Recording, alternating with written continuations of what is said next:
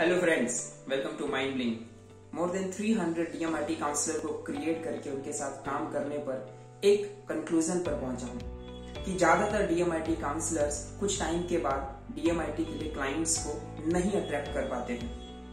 और बहुत सारे लोग मुझसे पूछते भी हैं कि मैंने सीखा है, मैंने एक्स अमाउंट इन्वेस्ट किया है और मैं 2 साल 3 साल से इस फील्ड में हूं, लेकिन मुझे क्लाइंट को अट्रैक्ट करने में काफी स्ट्रगल करना पड़ रहा है। कुछ लोग ये बोलते हैं कि इसकी अवेयरनेस अब उतनी ज्यादा नहीं है, या फिर कुछ ऐसा बोलते हैं कि लोगों में इंटरेस्ट अब शो नहीं हो रहा है डीएमआईटी को लेकर, या कुछ लोग ऐसे भी बोलते हैं कि डीएमआईटी अब बहुत पुराना हो चुका है।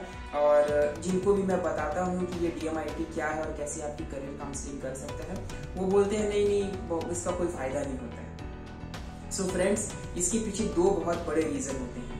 पहला तो ये कि जब भी आप डीएमआईटी को सीखते हैं और जब आप उसे मार्केट में प्रमोट करते हैं तो आपको ये नहीं पता है कि क्या क्या चैलेंजेस आने वाले हैं, और हमें किसी भी प्रोडक्ट को प्रमोट करने से पहले ही उनके चैलेंजेस के बारे में सोचना चाहिए और उन चैलेंजेस को कैसे मिटिगेट करना है ये भी आपके पास होना चाहिए। तो ज्यादातर डीएमआईटी काउंसलर्स इसके बारे में नहीं सोच पाते हैं, या यूं कहूं कि उन्हें पता ही नहीं होता है। और दूसरा, वो अननोइंगली ऐसे मिस्टेक को कर रहे होते हैं जिनका सीधा इम्पैक्ट उनके बिजनेस पर आता है। सो माय डियर फ्रेंड, अगर आप एक डीएमआईटी काउंसलर हैं और आपको लग रहा है कि आप क्लाइंट को अट्रैक्ट करने में कहीं ना कहीं कम पड़ रहे हैं और आपको ज्यादा से ज्यादा क्लाइंट चाहिए, या फिर आप एक डीएमआईटी काउंसलर बनना चाहते हैं और इस फील्ड में आकर एज ए काउंसलर वर्क करना चाहते हैं, आपको 2 चीजों पे काम करनी होगी।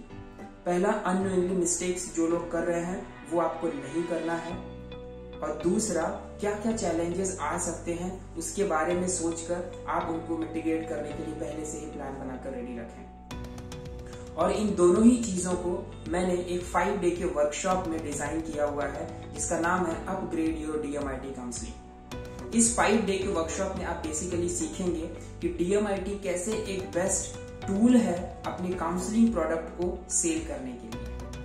दूसरा, आप सीखेंगे कि वो 7 डिफरेंट रीजंस जिनकी वजह से डीएमआईटी काउंसलर फेल हो जाते हैं या फिर वो ज्यादा क्लाइंट अट्रैक्ट नहीं कर पाते हैं।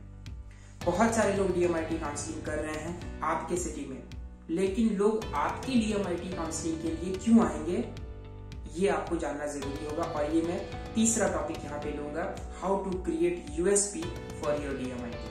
वो यूनिक सेलिंग पॉइंट आप क्या क्रिएट करेंगे अपने डीएमआईटी प्रोडक्ट के लिए। चौथा, आप अपनी डीएमआईटी के लिए प्राइसिंग स्ट्रैटेजी को यहाँ पर सीखेंगे कि कौन सी प्राइसिंग स्ट्रैटेजी यहाँ पर मेरे लिए बेस्ट होगी। कुछ लोग 9,000 में सेल करते हैं, कुछ लोग 11,000 में सेल करते हैं, कुछ लोग 3,000 में भी सेल करते हैं। तो आपके लिए बेस्ट प्राइसिंग स्ट्रैटेजी क्या होगी वो आप यहाँ पे सीखेंगे। और जब सब कुछ ऑनलाइन हो रहा है, सब कुछ डिजिटल हो रहा है, तो आपको भी अपने डीएमआईटी को सेल करने के लिए डिजिटली अवेलेबल होना पड़ेगा, और उसके लिए आपको वेबिनार आना चाहिए। वेबिनार का मतलब ये नहीं कि आप सिंपली लॉग इन करके और आप लोगों को सिर्फ डीएमआईटी के बारे में बता रहे हैं। फ्रेंड्स, वेबिनार का भी एक अपना स्टेप होता है, एक स्ट्रक्चर होता है। तो डीएमआईटी के लिए वो क्या क्या स्ट्रक्चर है, कैसे आप एक इफेक्टिव और एक पावरफुल डीएमआईटी वेबिनार बनाएंगे, वो भी मैं आपके साथ सिखाऊंगा इन 5 दिनों में। सो फ्रेंड्स, अगर आप चाहते हैं कि इस 5 डे के वर्कशॉप को ज्वाइन करके अपने डीएमआईटी काउंसलिंग को अपग्रेड करें और ज्यादा से ज्यादा लोगों को अट्रैक्ट करें अपने डीएमआईटी काउंसलिंग के लिए, so my dear friend, click on the link below and register for the 5 day workshop upgrade your DMIT counselling. Thank you so much. I'll see you in the workshop.